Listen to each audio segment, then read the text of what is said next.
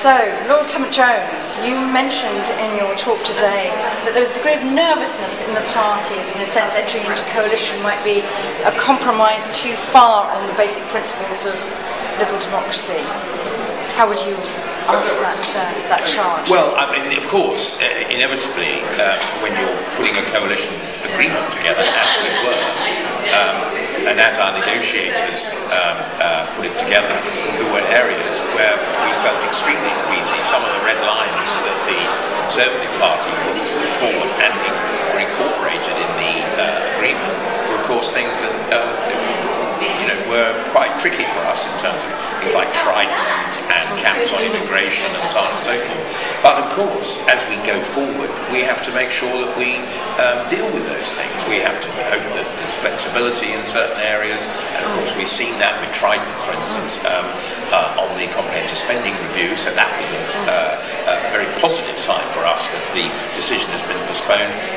We look at tuition fees. That's going to be a continuing issue for us. We had something in the coalition agreement which allows us to abstain on that, but actually at the end of the day I suspect we're going to find a way of dealing with it that is a combined policy, and so on, and I could go through a whole series of different policies, but of course a lot of it is about the trust between the coalition partners, and that is what is gradually being established. So you said that you thought Nick Clegg was the only one of the recent leaders who actually would have been prepared to make this respond to David Cameron's big and generous offer, but do you think this is really sort of out of the mainstream of previous leaders' thinking?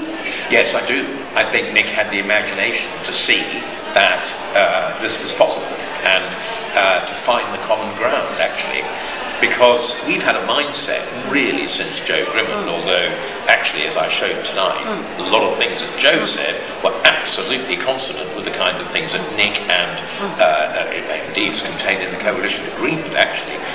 But if you look back at what Paddy would have said, what David Steele would have said, what Charles Kennedy would have said, what Mick Campbell would have said, that was all about doing some kind of deal with Labour, not with the Conservative Party. So it took a leap of imagination to get to that point in the first place. But of course it was entirely logical following on the general election. We didn't give anybody a false prospectus. We said we would talk to whoever had the largest number of seats, and that was a very clear proposition that we put to the electorate. So that's been the outcome that the electorate, in a sense, knew that they were voting for.